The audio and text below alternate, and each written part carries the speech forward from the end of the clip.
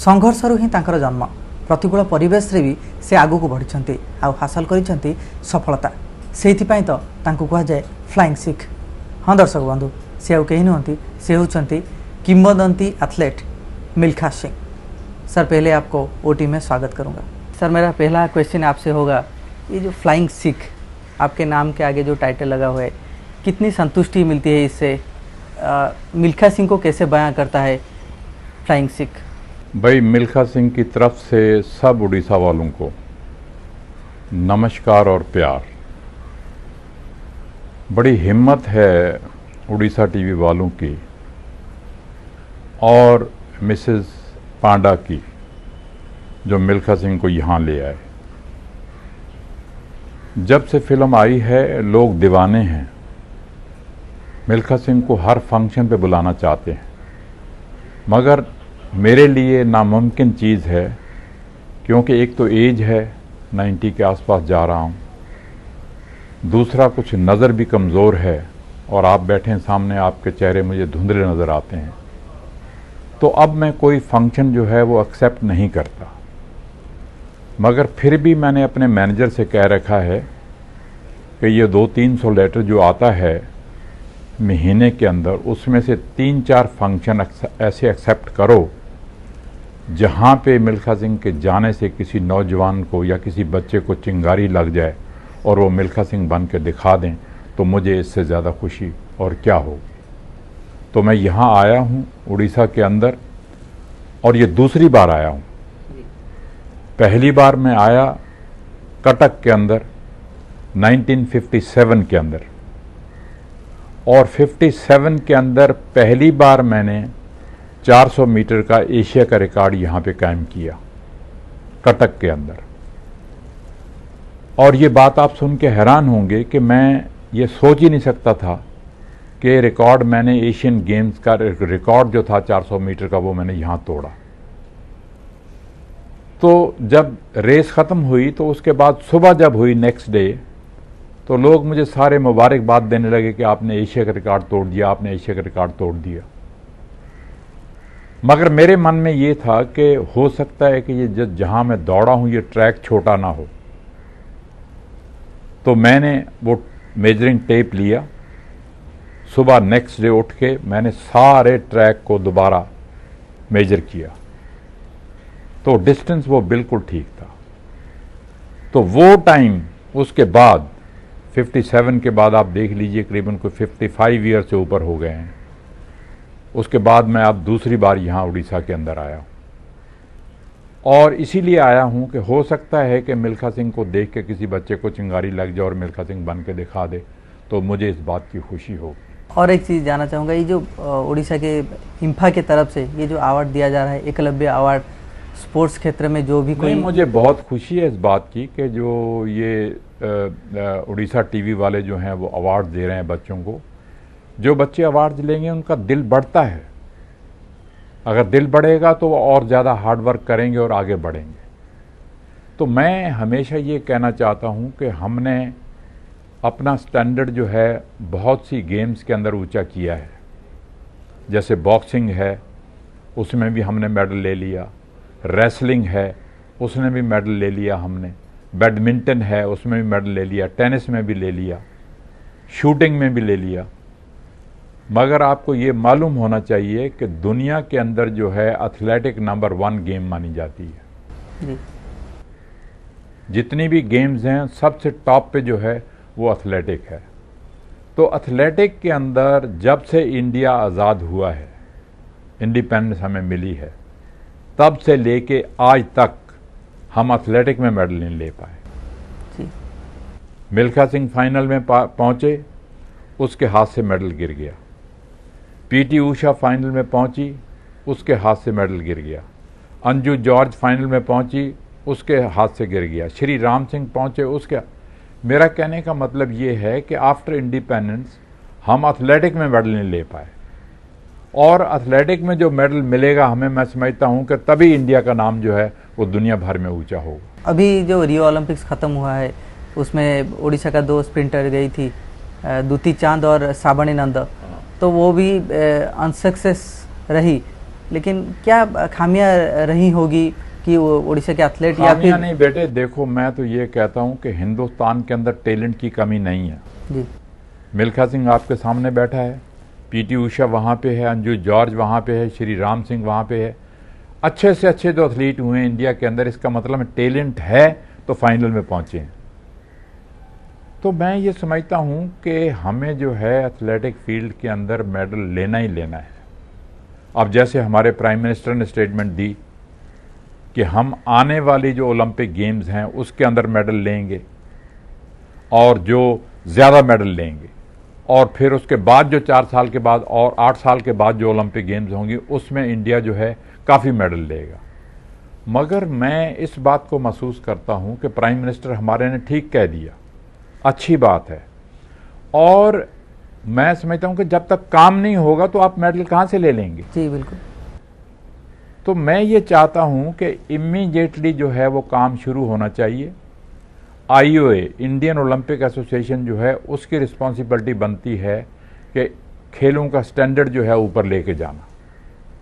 Government की तरफ से कोई कमी नहीं है। आज हमारी गवर्नमेंट जो है हमें पैसा दे रही है, स्टेडियम्स हमारे पास हैं, कोचेज हमारे पास हैं, लेटेस्ट इक्विपमेंट हमारे पास है, किसी चीज़ की कमी नहीं है। कमी है अगर तो कमी है तो हार्ड वर्क की है, कमी है तो विल पावर की कमी है। तो ये जो है इंडियन ओलंपिक एसोसिएशन, उसकी जिम्मेवारी बनती है कि वो पहले तो मीटिंग कॉल करें। मीटिंग के अंदर जितनी भी एसोसिएशंस हमारी हैं, चाहे हॉकी की है, चाहे फुटबॉल की है, चाहे एथलेटिक की है, चाहे जिम्नास्टिक की है, किसी भी गेम की है, उनके सब प्रेसिडेंट सेक्रेटरी जो हैं वहाँ पे बुलाने चाहिए, और उनसे पूरे 4 साल का प्रोग्राम लेना चाहिए। उनसे पूरे 8 साल का प्रोग्राम लेना चाहिए कि हमने तो मेडल लेना है, तो आप क्या करना चाहते हैं उसके अंदर। तो तब तक ये चीज़ें नहीं हो सकती जब तक कोई आदमी हमारी स्पोर्ट्स मिनिस्ट्री के अंदर इंटरेस्टेड नहीं होगा। तो मैंने आज से कुछ चंद महीने पहले सुजेस्ट किया था आफ्टर द ओलंपिक गेम्स कि हमारे पास वर्धन राठौर जी वहाँ पे मिनिस्टर हैं, कर्नल वर्धन राठौर। उसने ओलंपिक गेम्स के अंदर शूटिंग के अंदर सिल्वर मेडल जीता हुआ है, तो क्यों नहीं आप उसको स्पोर्ट्स का इंचार्ज बना देते। जी अगर वो स्पोर्ट्स का इंचार्ज होगा तो उसको मालूम है कि किस तरह से जो दूसरी एसोसिएशन हैं उनसे काम लेना है, क्योंकि उसको स्पोर्ट्स के बारे में उसको मालूम है। अगर कोई दूसरा आदमी लगेगा तो वो उतना इंटरेस्ट नहीं लेगा। तो मैंने गवर्नमेंट को ये सुजेस्ट किया है कि वर्धन राठौर को आप स्पोर्ट्स का मिनिस्टर लगाइए, नंबर 1।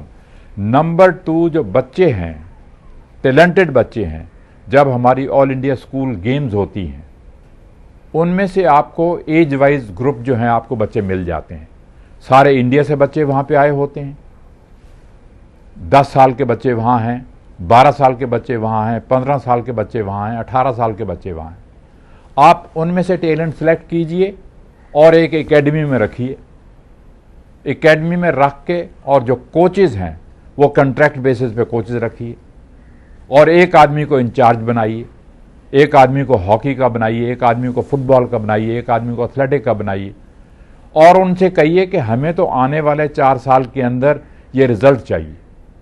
आप दे सकते हैं तो ठीक है, नहीं दे सकते तो आपका कॉन्ट्रैक्ट खत्म, हम दूसरे आदमी को रख लेंगे। ये तो चाइना वाली पॉलिसी जो है हमें अडॉप्ट करनी पड़ेगी, तब जाके इंडिया की हम जाके जो हमारे प्राइम मिनिस्टर ने कहा है उस बातों को हम तभी पूरा कर पाएंगे अगर हम ये काम करेंगे।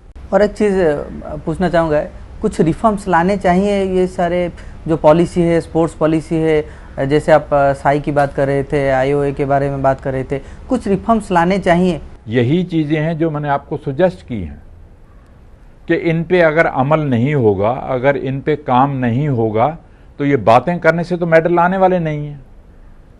अगर आपने अब इस ओलंपिक के अंदर 2 सिल्वर और ब्रॉन्ज मेडल आए, और पैरा ओलंपिक भी हमारे 2-3 मेडल आए, तो मैं ये चाहता हूं कि इंडिया जो है इतनी बड़ी आबादी है, ये 2-3 मेडल से बात नहीं बनेगी। हमें तो हर गेम के अंदर, हॉकी हमने सारी दुनिया को सिखलाई, अब हॉकी में हम कहीं भी नहीं हैं। ठीक है, हमारे बच्चे अब अच्छा कर रहे हैं, ऊपर आ रहे हैं, मगर हमने कितनी बार गोल्ड मेडल जीता है, हमने सारी दुनिया को हॉकी सिखलाई है, और वो देश जो है हमारे से आगे निकल गए हैं और हमारा स्टैंडर्ड वहीं खड़ा है। तो इसी तरह से मैंने आपको सजेस्ट किया है कि ये मिनिस्ट्री की तरफ से कोई कमी नहीं है। अगर कमी है तो इंडियन ओलंपिक एसोसिएशन जो है उनकी कमी है। उन्होंने देखना है कि हमने अपनी खेलों का स्टैंडर्ड किस तरह से ऊपर लेके जाना है। वो जब तक मैंने आपको सजेस्ट किया है कि वो मीटिंग कॉल नहीं करेंगे, मीटिंग कॉल करके हर एसोसिएशन की जिम्मेवारी हो कि हमने आने वाली ओलंपिक गेम के अंदर गोल्ड मेडल लेना है, सिल्वर मेडल लेना है, ब्रॉन्ज मेडल लेना है, तब तो बात बन जाएगी। अदरवाइज ये बातों से बात नहीं बनने वाली। और एक चीज़ पूछना चाहूँगा, उड़ीसा के टैलेंट के बारे में क्या आपका उड़ीसा राय है? के अंदर मैं आया हूँ। मिल्खा सिंह, मैंने आपको बताया पहली बार 57 में यहाँ दौड़ा था, ये दूसरी बार आया हूँ, तीसरी बार आ ही नहीं पाऊंगा क्योंकि अब 90 ईयर के आसपास मैं जा रहा हूँ।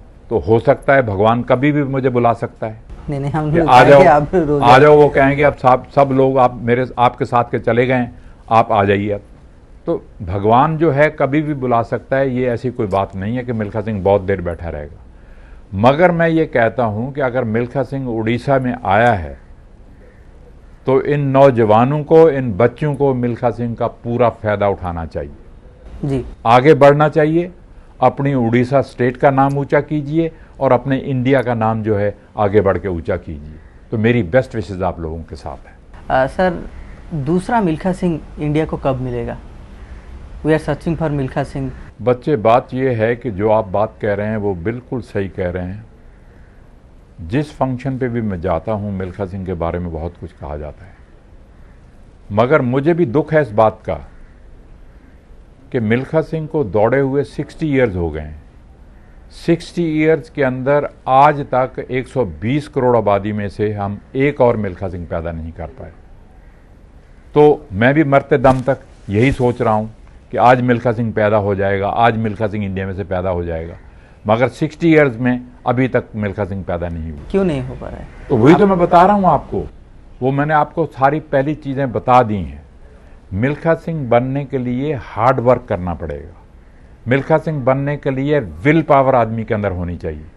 मिल्खा सिंह जो है वो मौत से लड़ा है तब यहां पहुंचा है, डेथ से फाइट करके यहां पहुंचा है।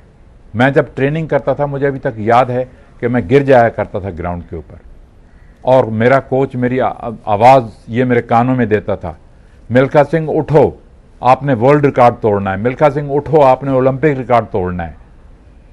तो वो चीज़ जो थी मुझे पुश कर रही थी। हालांकि आप जब वोमिटिंग कर रहे हैं, आपको ब्लड आ रहा है मुंह से, तो कोई भी आदमी कहता है कि मैं अब नहीं करूंगा, ख़त्म, मेरी डेथ हो जाएगी। मगर मैं कितनी बार डेथ बेड पे रहा हूं, ऑक्सीजन मुझे लगी रही है, मुझे कितनी बार इंजेक्शन लगे, हर एक चीज़ हुई, मगर मैंने कहा नहीं, मेरा एम एक है कि मैंने वर्ल्ड रिकॉर्ड तोड़ना है, मैंने ओलंपिक रिकॉर्ड तोड़ना है। तो जब तक हमारे एथलीटों के अंदर ये चीज़ नहीं आती तब तक मिल्खा सिंह बनना बहुत मुश्किल है। क्यों नहीं आ रही? कोचेस की कमी है, कोचेस की मोटिवेशन नहीं? वही मैंने आपसे कहा कि ये दो चीज़ें मिल के होती हैं, तीन चीज़ें। पहली बात कि खिलाड़ी जो है काम करने वाला सिंसियर होना चाहिए, नंबर 1। नंबर 2, जो कोचेज हैं हिंदुस्तान के वो सिंसियर होने चाहिए। नंबर 3, जो एसोसिएशन है, एथलेटिक एसोसिएशन है, हॉकी एसोसिएशन है, फुटबॉल एसोसिएशन, जब तक वो सिंसियर नहीं है तब तक आपको रिजल्ट खिलाड़ियों से मिल नहीं सकता। तो आप गोपी चंद हैं, गोपी चंद एक है बैडमिंटन के अंदर, उसने रिजल्ट दिखा दिया रिजल्ट दे के। तो जब गोपी चंद काम कर सकता है तो दूसरे हमारे कोचेज क्यों नहीं काम करते? तो इसलिए मैं गवर्नमेंट से यह सुजेस्ट करता हूं कि आप कोचेज कॉन्ट्रैक्ट बेसिस पे रखिए। आज हमारे पास हजारों कोचेज हैं जो घूम रहे हैं और वो काम करना चाहते हैं मगर उनको मौका नहीं मिलता है काम करने का। तो कॉन्ट्रैक्ट बेसिस में रखने कॉन्ट्रैक्ट बेसिस पे रखने से हमारा रिजल्ट जो है वो बेटर होगा और हम मेडल लेके रहेंगे इंडिया के। पंजाब से आप निकले हो, पंजाब से हॉकी प्लेयर्स ज़्यादा निकल रहे हैं, लेकिन और एक भी कोई दूसरा मिल्खा सिंह नहीं निकल पा रहा। ये सही बात है कि पंजाब का एथलेटिक में स्टैंडर्ड बहुत हाई रहा है, क्योंकि जितनी एशियन गेम्स हुई हैं, कॉमनवेल्थ गेम्स हुई है या ओलंपिक गेम्स हुई है, पंजाब ने बेटर रिजल्ट दिया है दूसरी स्टेट इंडिया की जो है उससे।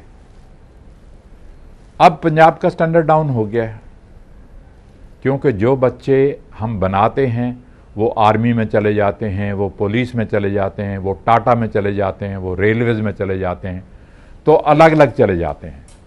तो अब जो है वो स्टैंडर्ड पंजाब का नहीं रहा है।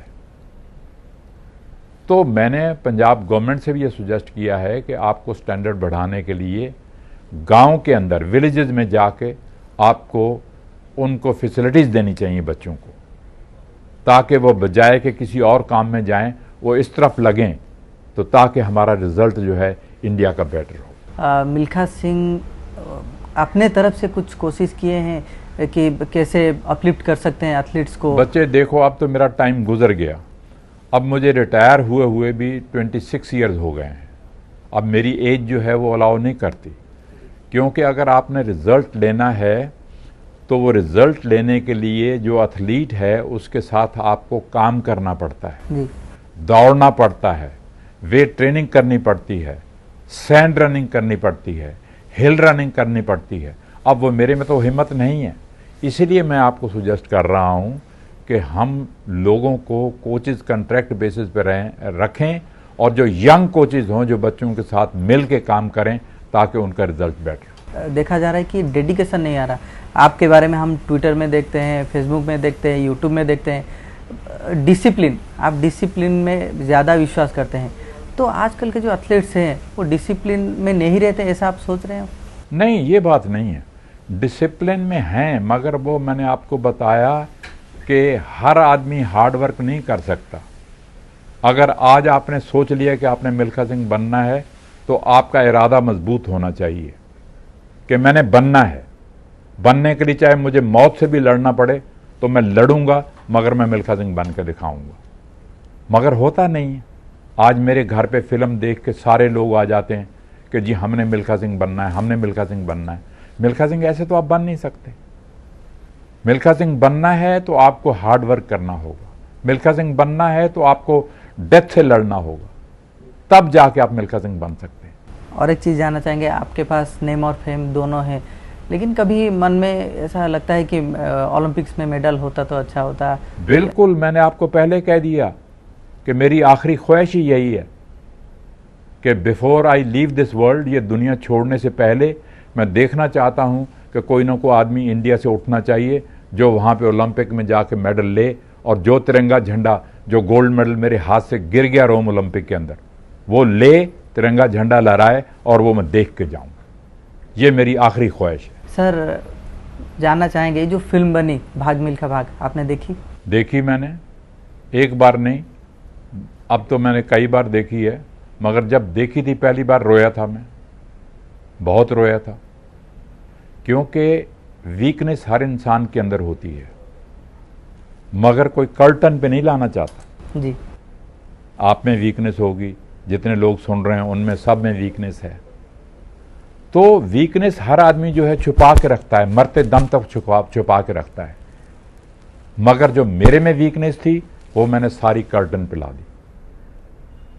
वो स्टोरी जो मैंने दी उसमें मैंने कोई चीज़ नहीं छुपाई, पूरा रियल था, पूरा दिया मैंने। मिल्खा सिंह जेल में रहा, मिल्खा सिंह ने चोरी की, मिल्खा सिंह ने ऐसे वैसे काम किए जो हर इंसान करता है, मगर वो बताता नहीं है। हमने बताया सबको कि ये चीज़ कर्टन पे आएगी तो आने वाली जनरेशन जो है वो इंस्पायर होगी। अब जो है ये फिल्म जब से आई है मेरी उम्र बढ़ गई है, क्योंकि लोग जब मुझे इंस्पायर करते हैं, मैं जहाँ जाता हूँ लोग भागते हैं मेरे पीछे कि मिल्खा सिंह आ गया, मिल्खा सिंह आ गया, मिल्खा सिंह आ गया। जी। मगर फिल्म आने से पहले लोग भूलते जा रहे थे। जो मेरी एज के आदमी थे उनको तो मालूम था कि मिल्खा सिंह रोम ओलंपिक में दौड़ा था, उसने ओलंपिक रिकॉर्ड, वर्ल्ड रिकॉर्ड तोड़ा था, मगर आजकल की जनरेशन को क्या मालूम था। तो ये फिल्म आने से आजकल की जनरेशन के अंदर जोश आ गया है कि जब मिल्खा सिंह हार्ड वर्क कर सकता है, इतना बड़ा बन सकता है, हम क्यों नहीं बन सकते। जब निर्माता आपके पास आए स्टोरी लेकर तो आपको कैसा लगा, क्या रिएक्शन था, फर्स्ट रिएक्शन? मेरा रिएक्शन तो बच्चे ये था कि मेरा बेटा जो था, एक्चुअली स्टोरी देने का जिम्मेवार जो है जीव मिल्खा सिंह है, मेरा बेटा, क्योंकि मेरा बेटा गोल्फर है, इंटरनेशनल फेम का आदमी है, और उसने वो हर फिल्म, हर रोज़ जब वो आता है गोल्फ खेल के चाहे लंदन में है, पेरिस में है, रोम में है, कहीं भी है, वो एक इंडियन पिक्चर, एक फिल्म देखता है वो इंडियन जी। होटल के अंदर आके। तो उसने मूवी सारी अपने पास रखी होती हैं, तो उसने कहीं रंग दे बसंती देखी होगी, तो रंग दे बसंती बनाई थी ओम प्रकाश मेहरा ने, और वो फिल्म उसको बहुत अच्छी लगी जी। और उसने कहा मुझे अलग कमरे में ले जाके, बिकॉज 5-6 डायरेक्टर जो थे वो बॉम्बे से आए हुए थे और हर आदमी मेरी स्टोरी लेना चाहता था। किसी ने मुझे कहा जी 50 लाख ले लो, किसी ने मुझे कहा जी 1 करोड़ ले लो, किसी ने मुझे कहा जी 1.5 करोड़ ले लो। मगर मेरे बेटे ने मुझे अलग बुला के कमरे में कहा कि पापा, अगर ये स्टोरी देनी है तो ओम प्रकाश मेहरा को देनी है, और देनी भी 1 रुपए में, हमने पैसा नहीं लेना है, 1.5 करोड़ रुपए हमें नहीं चाहिए, मगर फिल्म जो है वो अच्छी बननी चाहिए।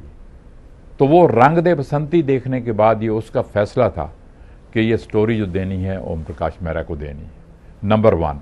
नंबर 2, जो ओम प्रकाश मेहरा ने एक्टर जो सेलेक्ट किया, फरहान अख्तर, मैं इस बात को अप्रिशिएट करता हूं और इस बात की मैं उसको कंग्रेचुलेट करता हूं कि फरहान अख्तर ये काम कर गया।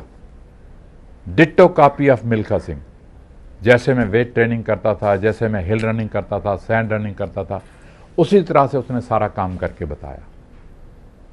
तो मुझे इस बात की खुशी है कि बहुत अच्छी फिल्म बनी है और लोग इससे बहुत ज़्यादा इंस्पायर हो रहे हैं। सारा सर, आप ये सोच रहे हैं कि खिलाड़ियों के ऊपर ये बायोपिक बनना चाहिए, जैसे अभी धोनी के ऊपर बना, बिल्कुल बनना चाहिए। मुझे मैरी कॉम पे बनी है फिल्म तो लोगों ने एंजॉय किया है, धोनी पे बनी है, लोग एंजॉय कर रहे हैं।